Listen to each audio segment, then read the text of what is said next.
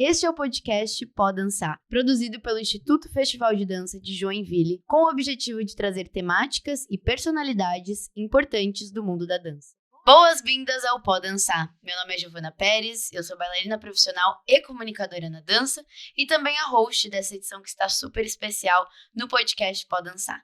Então vamos para o nosso próximo episódio, porque aqui a gente não só pode dançar, mas a gente pode falar bastante. E hoje, mais uma vez, trazendo a temática de dança no Brasil, de carreiras no Brasil e de companhias também no Brasil, projetos, a gente trouxe ela, que é bailarina, coreógrafa, professora de balé clássico e dança contemporânea, formou-se pela PUC em São Paulo em Ciências Sociais, faz parte da banca de júri em vários festivais, inclusive aqui no Festival de Dança, e é gestora de projetos culturais na área da dança e já foi premiada várias vezes com seus trabalhos. Atualmente assina a direção-geral da Companhia de Danças de Diadema e do projeto de difusão e acesso à dança na cidade. Ana Botoso, muito obrigada por estar aqui com a gente no podcast. Eu que agradeço, Giovana, e todo mundo que está aqui nos acompanhando. Está sendo um prazer estar aqui conversando com você e te conhecendo também pela primeira vez. Sim, que bacana. Ana, fico feliz porque a gente está trazendo cada vez mais pessoas que fazem dança no Brasil, né? Pra gente também não só projetar a dança fora do país, que também é uma opção, né? E é opção para muitos, mas também a opção de muitos é a dança no Brasil. E certamente a dança sempre esteve muito presente na sua vida. Então, como bailarina, que eu acredito que foi onde tudo começou, queria que você explicasse e contasse um pouquinho mais de como começou para você a dança. Sim, claro. Eu acho que, só retomando o que você falou, a gente precisa incentivar, né, a dança aqui no Brasil, para a gente não ter os nossos artistas indo para longe da gente, né? Quanta coisa boa que tem, eu estou vendo aqui no festival, para que a gente consiga que eles também fiquem, é outra opção. Exatamente. Né? Bom, a dança chegou para mim, Giovana, de uma forma muito até engraçada, porque eu sou do interior, sou de Presidente Prudente. E aí, muito novinha, eu já comecei a aprender piano, porque a minha mãe tem um conservatório até hoje lá, que ensina dança e música. Só que a dança veio um pouquinho depois, né? Eu já tinha uma iniciação da música, porque desde novinha com a minha mãe eu já estava aprendendo. E a dança veio da seguinte maneira. Lá em Presidente Prudente, a dança naquela época chegava mais pela televisão. Então eu assistia pela TV Cultura, eu grudava na TV Cultura, porque assim, era muito ruim a imagem, com chuviscos, mal definida, não chegava muito bem o sinal lá. E um dia eu estava grudada na televisão assistindo um espetáculo de dança. Minha mãe passou por mim e falou assim: minha filha, o que você está fazendo aí grudada? Eu falei: mãe, eu quero fazer isso aqui, onde eles estão todos pelados. Por quê? Porque naquela época eram malhas, só aqueles leggings, diferente dos figurinos de hoje, que são muito variados. Na sua maioria eram as malhas coladas, né, com a perna muito à mostra. Então eu achava, né, eu era tão jovenzinha, que eu achava que eles estavam todos pelados. Mas brincadeira à parte, enfim, isso aconteceu mesmo. Eu já fiquei muito encantada com o movimento, né? Tinha toda essa veia mais ligada à arte por conta da minha família, meu pai é artista plástico, minha mãe é pianista. Sim. Mas a dança veio assim reunir todos esses lados e desde cedo eu podia ver que a dança era movimento, mas era um movimento que envolvia muitos outros movimentos também. Que legal. E como fazer isso daí atingir as pessoas.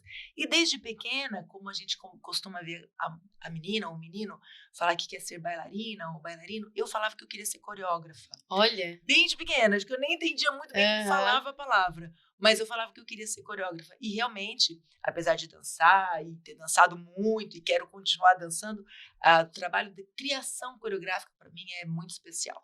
Então, dentre todas as facetas que hoje cercam, né, a sua carreira, então a coreografia em si é um lugar muito bacana e especial para você. Muito. Que legal. Sou formada como professora, inclusive, pela Royal, adoro dar aula, dou muitos cursos para fora da própria companhia que hoje eu dirijo, sou chamada para fazer workshops, dar cursos, júris, mas coreografar realmente para mim é o que move mais o pensamento, a reflexão minha e de quem pode estar assistindo. Bacana. E um dos tópicos que a gente está vendo bastante nos episódios aqui no podcast é essa questão de como chega a informação, o primeiro contato da dança para aquela pessoa. Então você acredita que hoje é muito importante vir de casa esse primeiro contato com a cultura, com a arte, com a dança? Como você acredita que as famílias podem inserir essa realidade na vida de uma criança, por exemplo? Eu acho que é importante vir de casa e, se caso não aconteça isso, que tenha um incentivo grande em dar continuidade em casa, né? Que a família continue a mostrar, a levar para assistir, caso não tenha vindo dos próprios pais, porque às vezes a criança não está inserida numa família que tem a prática. Exato, né? Isso é comum também. É comum. Eu tive a sorte, o fortuna de ter essa família, né, que sempre me levava ao contato com a arte. Mas é importante vir de casa, mas é importante que, mesmo não vindo, essa família compreenda esse lado da criança e dê continuidade. Às vezes a criança vem até pedir, né, para fazer dança, para assistir alguma coisa. Isso então, que ela esteja junto com a criança para incentivar. E você foi muito para esse lado também da linha da pesquisa, dos estudos. E o que te levou a olhar a dança por essa outra perspectiva? Sim. Bom, eu acho que... Bom, eu fiz ciências sociais e as pessoas perguntavam assim, mas Ana, o que tem a ver ciências sociais? E o que tem a ver? Pois é. Até falavam, não, vá fazer educação física e tal. Claro, perfeito, né? Mas para mim, o movimento está muito na dança, né? Não, o movimento, como eu entendo, não estaria no movimento dos esportes, que eu respeito, acho maravilhoso. Sim. Mas está muito na dança, nesse movimento da vida. E as ciências sociais, para mim, foi estudar o ser humano. Entendi. Né? Socialmente, antropologicamente, politicamente. E aí foi uma série de coisas que o gosto por esses assuntos, o fato de querer coreografar e falar sobre a atualidade nos meus trabalhos coreográficos. Entendi. Depois entrar numa companhia, porque em Diadema eu entrei como bailarina, a princípio, que quem criou a companhia e dirigiu por alguns anos foi Ivonice Sati, que foi muitos anos curadora, inclusive, aqui do festival. E lá tem um projeto que envolve completamente esse lado social, que a gente pode, daqui a pouco, até falar um pouco. Isso. Mas então as coisas foram num crescente dentro desse assunto, onde as ciências sociais fez muito presente, faz até hoje, né? Mas um fato muito especial, que é bacana de ressaltar aqui, foi assim, eu já coreografava, eu tinha um grupo no interior, e enviei para Joinville, lá nos anos do começo, a gente vai falar coisa. Deixa para lá. Deixa para lá. Bem no comecinho, eu tinha meus 20 anos, por aí, o grupo enviou uma pré-seleção, né, de vídeo com uma coreografia em dança contemporânea. Ela foi aprovada na pré-seleção como dança-teatro, e que não tem mais, inclusive, aqui, como categoria e tal, né, modalidade. Então, aí eu fiquei curiosa, né? Falei, nossa, dança-teatro, mas o que vem mesmo a ser isso? E foi o auge da Pina Bausch, foi naquele início. E aí eu comecei a pesquisar mais, né? O que é essa junção de linguagens, não só dança com teatro, mas dança com N outras linguagens. Mas o fato da pesquisa, que foi o que você perguntou, gerou bastante daí, veio bastante daí. E para complementar, viemos para cá, para Joinville, com esse grupo, eu dirigindo e como coreógrafo do grupo, e ganhamos. Ganhamos o primeiro lugar de dança, teatro, e teve matérias no jornal. Então isso me falou, nossa, tem alguma coisa aí que eu preciso investigar. Então pode-se dizer que a curiosidade é uma qualidade muito forte em você e que desperta caminhos talvez não tão comuns, que você olha e fala assim, um caminho mais óbvio, né? Então você vai mais por esses caminhos que te despertam curiosidade, interesse e podem conectar com aquilo que você acredita enquanto dança. Com certeza, eu acho que a curiosidade para um coreógrafo e para o artista em geral é fundamental. E o empírico, né? E o viver aquilo, né? Fazer, participar mesmo, né? Legal. Então, acho que isso foi a base mesmo das minhas pesquisas, dos meus primeiros estudos. Legal. E então aí passaram-se os anos como bailarina ali, né? E uma coisa que a gente também vê bastante hoje em dia é a pluralidade nas carreiras na dança. E aí as outras portas começaram a abrir, como você já comentou, coreógrafa, diretora. Mas eu queria saber como que chegou isso, né? O primeiro momento. Porque a gente tem um hiperfoco ali na carreira voltada para bailarina, né? A skin bailarina, que tanto se fala hoje. E isso teve também, né? Esse momento de hiperfoco ali da Ana bailarina, a Ana artista. E quando que foi? Teve algum episódio que te marcou, que você começou a olhar para esse lado? Não, agora realmente eu quero começar a trabalhar como coreógrafa e depois como diretora. Como que aconteceu isso na sua carreira? Eu acho que eu posso dizer para você que eu nunca pensei não ser assim, não fazer isso, desde pequena. E olha que eu fiz um monte de cursos, me formei na universidade, eu poderia fazer outras coisas, né? Mas eu nunca me vi fora disso, né? Então, acho que esse momento, já dei um exemplo como mesmo esse em Joinville, né? Eu acho que ele vai se construindo a cada dia. Eu acho que o grande lance é ele existir, desculpa, ele existir constantemente na tua carreira, porque é uma carreira difícil, é uma carreira que te prega algumas peças, você às vezes se pergunta, né, será que eu continuo nisso? Mas eu acho que se você tem esse desejo, ele está muito latente, vivo dentro de você. Então, eu não me vejo fazendo outra coisa, embora eu teria N outros caminhos, mas eu não me vejo. Então, acho que é isso que determina. E nem parar uma coisa para começar outra, né, Ana? Que a gente estava comentando aqui antes da gravação. Não necessariamente você teve que parar de dançar para poder executar a skin coreógrafa, depois a diretora, né? Isso acontece junto e até hoje. Junto. E eu acho que cada vez mais, sobretudo falando em arte no Brasil, eu acho que esse artista ele tem que ser pluri. Sim. Ele tem que conhecer um pouco, navegar um pouquinho por águas assim da iluminação, da pedagogia, né? Da sonorização. O que é sonorizar um espetáculo, iluminar, coreografia, figurino. Eu acho que ele tem que entender um pouco de cada coisa. E quando a gente fala isso, a gente fala de diversas linguagens. Você pensa num figurino, num cenário, você está falando de artes visuais. Né? Certo. A sonorização, você está falando não somente da técnica, mas do bom senso musical para uma coreografia, quando você compõe, ou quando você está junto com um compositor, ou quando você está escolhendo suas músicas ali. Né? Então, eu acho que sim, essa pluralidade do artista bailarino, dançarino, é fundamental, sobretudo nos dias de hoje. Sim. E essa qualificação, né? Porque querendo ou não, é tudo sobre trazer mais qualidade para o ser artístico. Você acredita que isso pode ser a grande questão para a gente gerar valor enquanto dança profissional? Eu acho que sim. E quanto mais houver agrupamentos, como por exemplo aqui, que é o festival, que promovam esse tipo de coisa, né? Cursos que abram mais esse lado pluri desse artista, escolas, né? Não só festivais, mas escolas que não canalizam num único caminho, né? Porque não existe um caminho só. Esse bailarino, essa bailarina pode, dentro da dança, fazer um monte de coisa e dançar, como você falou, não é deixar de fazer uma coisa para fazer outra. A gente vive num país que a gente necessita conhecer um monte de coisa e fazer, porque os serviços são, às vezes, difíceis de acesso, são caros. Então, a gente acaba aprendendo a fazer um pouco de cada coisa. Eu acho isso muito importante, a gente vê a arte de outra forma. É muito bacana a gente ter esse olhar, né, pluri, esse olhar de como trazer cada vez mais coisas para nossa carreira, e cada um vai ter as suas formas de agregar valor, né, exato, mas sempre tá nessa constante atenção pra gente não parar num lugar de não aprendiz, né, e sempre estar aprendendo e agregando. Isso é muito bacana. Sempre. Não, constantemente. A arte, ela já mudou de 2 minutos atrás para agora.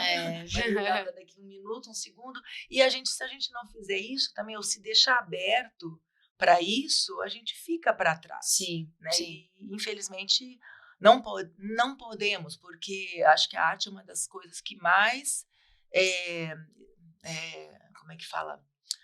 Esclarece ou que deixa mais porosa a mente das pessoas, né? Para poder encarar todas as diversidades do mundo, né, da vida. E falando sobre essas mudanças, você que veio, né, faz desde o começo do festival acompanhando e etc e tal, para os dias atuais e as edições mais atuais, você consegue perceber essas mudanças nas edições e as coisas que vão sendo agregadas enquanto arte? Olha, eu estive aqui dançando com a companhia de dança de Diadema. Na época eu não era diretora ainda, eu era bailarina, apenas a Ivonice era ainda diretora, e naquele momento ela estava fazendo até curadoria aqui e tudo mais. Depois desse dia, eu não tive mais aqui no festival. Já faz alguns anos, né? Mas, claro, eu acompanho, às vezes, pelas informações, pelas notícias, pelas pessoas que passam por aqui. Eu acho que esse ano ele tá muito diversificado, ele está muito abrangente, tentando abrir portas para que essas diversas faces da dança seja atendida, né? Que a criança às vezes não tem tanta condição, mas ela pode fazer uma outra coisa, ela pode ser um ótimo professor. Exato. Então, eu acho que sim, pelo que eu estou aqui nessa edição, eu vejo esses caminhos sendo mais abertos. Sim, isso é interessante, né? Porque assim fica um evento mais inclusivo também, né? E falando em evento, vamos conversar então um pouquinho de gestão cultural no Brasil, que é um assunto também que você manda muito. Eu queria saber, é desafiador gerir um evento, gerir projetos no Brasil? Então, onde que a gente pode encontrar também mais informações sobre isso? Quem quer, por exemplo, começar, né? Fazer um primeiro projeto, fazer um primeiro evento, porque eu tenho certeza que tem pessoas que têm ideias incríveis, mas às vezes desistem por conta do financeiro, né? E às vezes não têm o conhecimento de que existem coisas que dá para dar esse suporte ou caminhos que dá para, mesmo assim, fazer dar certo. Sim, super desafiador, é muito.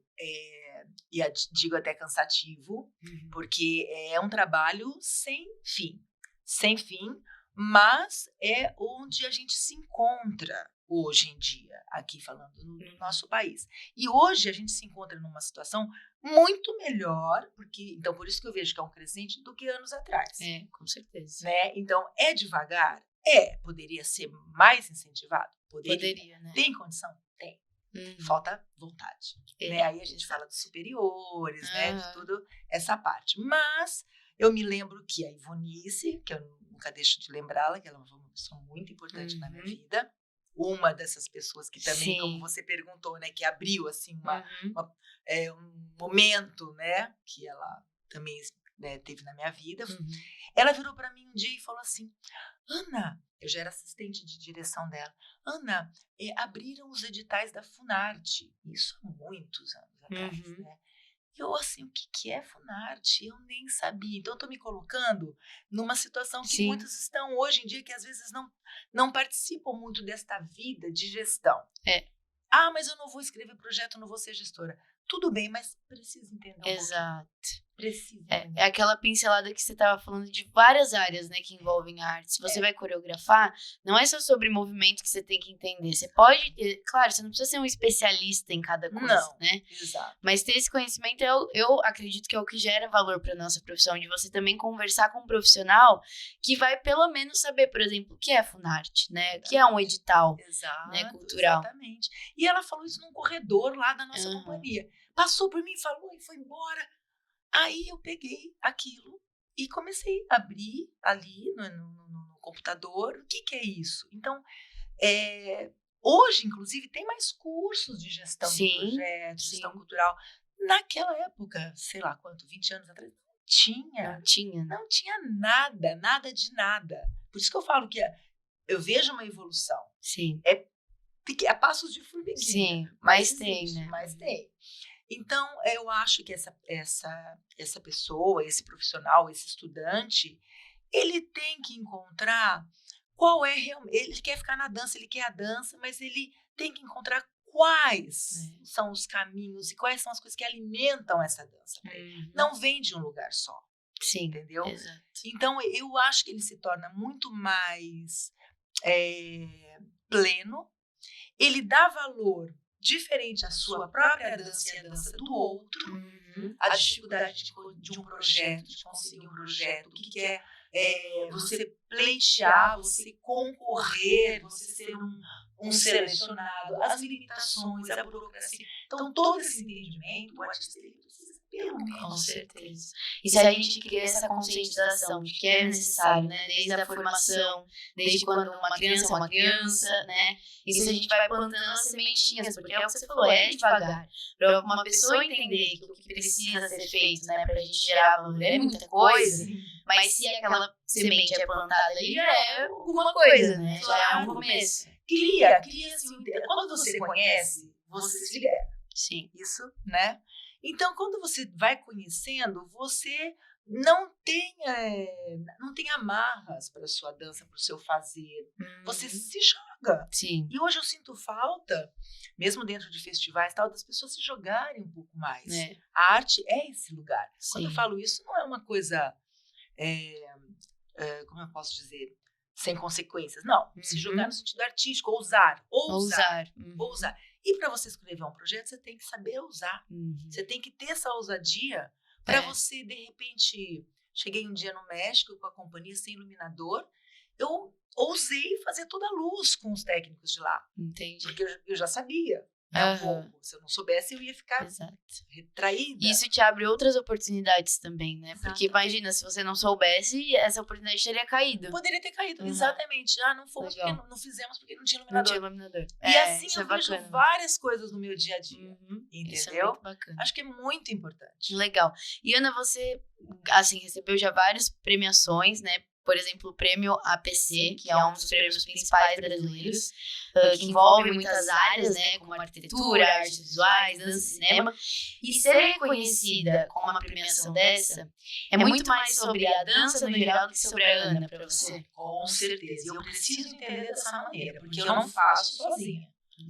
O APCA, que é o prêmio APCA, ele já nos premiou como projeto, como coreografia, minha coreografia, como direção, junto com uma equipe de imagem e edição para videodança. Então, assim, a gente não faz sozinho, né? É essa outra compreensão que é importante para o bailarino, porque a questão do artista tem o ego, tem aquela centralidade. Exato. Que é muito boa no momento lá no palco, enfim, tem momentos que isso vem bem. Mas, de uma maneira geral, você não faz nada sozinho. Exato. Entendeu? Então, este prêmio, claro que não foi para Ana, foi para mim e para todo mundo que estávamos lá naquela dedicação. E quando a gente pensa assim, não é sobre o prêmio APCA em si, né? Mas é sobre qualquer premiação que vier, é para dança, é a valorização que está sendo dada, né, para nossa área. Premiação e aplausos. Sim. E uma plateia calorosa que vem depois falar depoimentos que não tem preço. Né? Não tem preço. Eu gosto de contar um caso, posso contar? Claro, por muito favor. Lindo. A gente tinha um projeto chamado Pés na Estrada, que era através da Lei Rouanet com a Votorantim, com o Instituto Votorantim. E era um caminhão-palco que nós contratávamos, levávamos para o interior, aí aquele caminhão imenso já chegava na praça, abria aquele palco, blá, blá, blá, blá, blá, assim, então já deixava todo mundo curioso, no mínimo, né? E a gente dançava, fazia cursos em cima do caminhão para a moçada, cursos abertos, todo mundo ia participar e dançar. Bom, terminou uma noite de espetáculo nesse caminhão-palco e eu estava assim, completamente cansada. Sentei na sarjeta, o pessoal estava desmontando, eu ajudei a desmontar e tal. Sentei na sarjeta, chegou um menininho, um mocinho, menininho de seus 10 anos, que era um menino assim, bem simples, estava vendendo doce ali. Chegou e sentou para mim do meu lado e falou: tia, o que teve aí? Aí eu falei: teve um espetáculo de dança. Aí ele falou assim: distribuiu algum prêmio? Ele falou: distribuiu prenda? Ele usou o termo prenda. Eu falei: não distribuiu prenda, foi um espetáculo, tal, com o tempo que tem. Aí ele parou e pensou e ele falou assim: mas eu acho que distribuiu muita alegria para muita gente. Olha só. Esse fato me arrepia até hoje. Quando eu conto, eu faço questão de contar o valor da coisa, né? Então, é isso, né? Sim, com certeza. E aí você me fala desses trabalhos, né, com a companhia também e tal. Eu queria que você explicasse um pouquinho do trabalho da Companhia de Diadema, dos seus outros projetos também, e de como que vocês posicionam a companhia para que chegue essas informações ao público, né, cada vez mais. Sim. Bom, essa companhia ela foi criada pela Ivonice Satie, como eu já comentei, há 28 anos atrás. E falando muito rapidamente, ela estava lá em Diadema, no momento ela era diretora do Balé da cidade de São Paulo, inclusive, e ela, junto com um parceiro dela naquele momento, que era um engenheiro urbanista da cidade, viram que não tinham nada de dança ali significativo e fizeram uma proposta junto à prefeitura da cidade para que houvesse uma companhia onde, para que houvesse uma companhia onde todos os bailarinos também fossem artistas orientadores, professores de oficinas na comunidade. E esse projeto foi aceito. Vou resumir muito, né? Eu, depois de 3 anos, entrei na companhia como bailarina, porque eu gostava muito dessa ideia. É onde eu falei que a coisa se encontrou. As ciências sociais e um projeto ligado muito à dança e educação, à dança social, à arte, ao projeto artístico social. Bom, aí a Sati se ausentou, ela foi para Manaus, ela foi coordenar a direção de lá, a companhia de lá, e me deixou na direção, me propôs que eu ficasse na direção da companhia. E assim, com esse perfil de artistas, que também são artistas educadores, a gente segue. E é uma coisa muito identidade da companhia, né? Isso, porque a gente não vê em outra companhia esse propósito de artistas educadores, né? Exatamente. Desta maneira, não, porque nasceu junto, Giovana. Que legal. E isso ninguém tira Isso é muito bacana. Desse fato, né? Ele já nasceu com esse compromisso social, onde a gente, às vezes, 28 anos atrás, não se falava disso. Não se falava. Tem companhias, né, que vai, faz uma oficina, faz um espetáculo, mas a gente está todas as semanas com a criançada, que são por volta de 600, 700 na comunidade de Diadema. E isso nos retroalimenta. Claro. Esse contato faz com que o artista tenha também uma outra postura no palco. Com certeza. Né? E um outro valor também, né? Outro valor. Porque vocês acreditam que saem muito, né? Para workshops, dar oficinas, enfim. E cada história, né? Como essa do garotinho, por exemplo, que vocês devem pegar. E isso também é algo como autoalimentar ali, né? Mesmo. Para vocês voltarem e falar, nossa, vale a pena fazer, continuar fazendo o que a gente faz. Exatamente. Tem uma parceria, né, bem importante, fundamental da prefeitura, né, que ajuda bastante, mas a gente corre muito por fora também, com editais, com projetos, com Lei Rouanet, Lei PROAC CMS, tem que ter isso, né? Porque senão não é possível, né? E muitos que já passaram pelas oficinas também se tornaram profissionais. Olha que legal. Muitos estão ainda na companhia, muitos estão fora, estão na Alemanha, são professores de lugares muito importantes em São Paulo, de formação em dança, ETECs e tudo mais, a EDASP, que é a Escola de São Paulo. Sim. Então, pessoas que passam, eu falo que Diadema, para mim, ainda é, e para muitos foi uma escola. Com certeza. Muito. E aí entra aquele negócio que você falou da premiação, não é sobre vocês, né? É sobre espalhar por aí também a dança, né? Não é sobre a companhia de Diadema, é sobre para além da companhia. Além da. Nossa proposta é esse alcance. Que legal. É esse alcance. E pra gente finalizar, Ana, eu queria escutar de você, o que você busca daqui para frente com a dança no país? Olha, em termos de país, eu espero que haja sempre mais incentivo, né? Recentemente a gente teve algumas aberturas aí através da própria Funarte, né? O que já nos dá um ânimo. Eu espero que burocracias se diminuam, porque o artista é um dos caras que mais lutam, né? E que às vezes tem a maior burocracia, então é um pouco antagônico isso. Em termos de país, eu espero isso. Em termos do macro para o médio, né, para o micro, eu espero que as famílias incentivem mais suas crianças, entendeu? Que as cidades, como Joinville, respira a dança. É uma delícia você ver um outdoor, o tempo todo essa informação chegando para você, é muito bom. Então, eu espero que isso tenha cada vez mais. O projeto de Diadema, as cidades do entorno, todas poderiam ter um projeto semelhante. Verdade. Sabe? Então, em termos de gestões assim governamentais, eu espero isso. E chegando em mim, a cada dia eu me retroalimentar de tudo que a dança me proporciona, que é muito bom. Que é muito bom. Então, quando eu estou numa conversa, quando eu estou num júri, quando eu estou num palco e a plateia, ou num curso, eu tento dizer de diversas formas como que isso faz bem para a pessoa. E compartilhar. Que legal. É o que eu espero. E de diversas formas, isso que é o mais bacana, né? Não precisamos ficar engessados em um único formato. Não, pelo amor de Deus. Deus. Legal. Parabéns pelo trabalho, fiquei muito feliz de conhecer melhor. Eu acredito e tenho quase certeza que todo mundo que vai assistir a gente ou escutar também. Muito obrigada por ter topado esse nosso convite. Obrigada a você que vai estar aí assistindo ou escutando a gente. Lembrar que já tem vários episódios da nova temporada já lá na nossa plataforma. E é isso, muito obrigada e até o próximo episódio do podcast Pode Dançar.